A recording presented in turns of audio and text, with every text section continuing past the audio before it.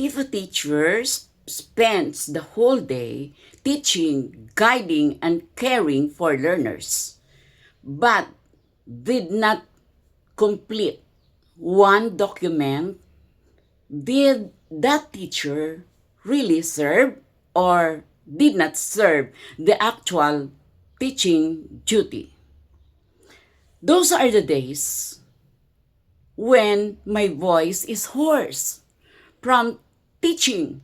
My feet are tired standing all day long of 6 subjects you're going to teach.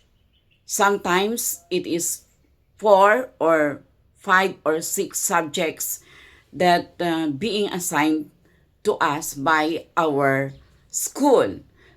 My heart is really filled with the passion, the dedication to teach because my learners understood the lesson. Every day is an excitement day that I can share something new to my learners. But at the end of the day, the question still comes back to me. Which matters most or more? What we actually do inside the classroom, the actual services, teaching service rendered, or the papers that prove we really rendered the teaching service for all those years. As teachers, we don't just teach lessons. We manage classrooms. We counsel students as guidance counselor. We adjust strategies for learners who are on the point of struggling. We show up even when we are exhausted, drained, tired. Yet, when it's time for recognitions, incentives, or benefits, we are often asked or required, mandatory for IPCRF. These documents, forms, and attachments, including classroom demonstration teaching that you are going to undergo for every quarter. So for 1 year of teaching year, you have to present yourself. You have to make your CO or your classroom observation 4 times. And that is really so draining your physical and mental and everything with all the preparations that you are going to make, the PowerPoint, the what we call the ICT, and all the visual requirements that you are going to post on the chalkboard with all those pictures and everything that would lead, according to them, clearer understanding of the lesson. That's why I used to use this platform as a content creator. Not to complain, but to speak truthfully. Just like what happened the other day of the teacher who really passed away on the line of or in the line of duty. And it's really a sad reality for those teachers who are really with passionate heart. I am not here as a content creator, not to attack, but to advocate, not just for myself, but for every teacher whose real service happens inside the classroom, not inside the folders, not inside the documents, the papers that later on, for many years, that would just be set aside in one corner of that specific room, and later on, it would be on the garbage can.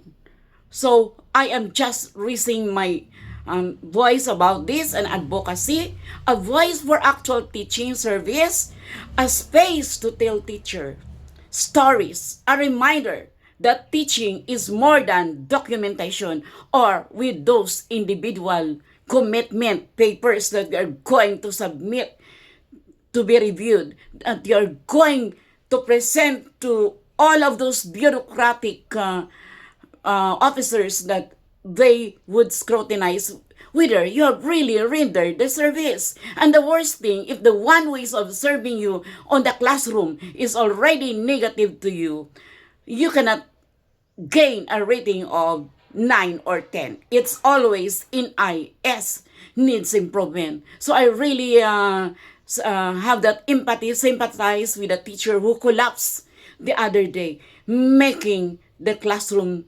demonstration or observation. So if papers are needed, let them support the work. But let us never forget, teaching is proven by impact, not just by forms. I have made a difference in the life of my learners. And in fact, there are some few or some of my learners rather who are already successful abroad. Without asking an amount from them, they would be sending me cash amount as a recognition of my teaching years for 42 years. Really, and that is one of the rewards that I receive as a teacher. So this is my platform.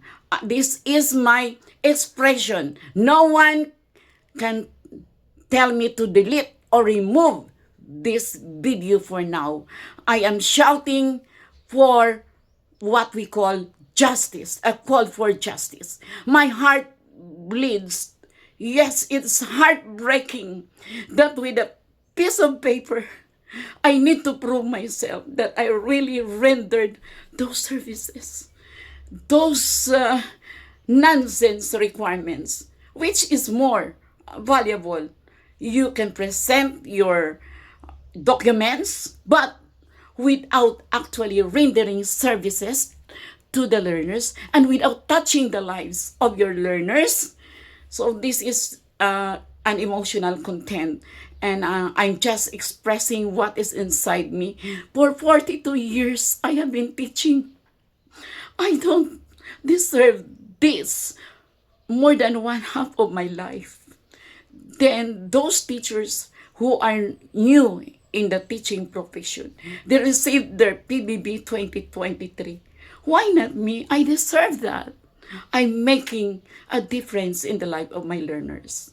So this is it, a call for justice for everyone, that I think the system should listen, should do some what we call revisions of those bureaucratic system that usually the teacher is really on this type of teaching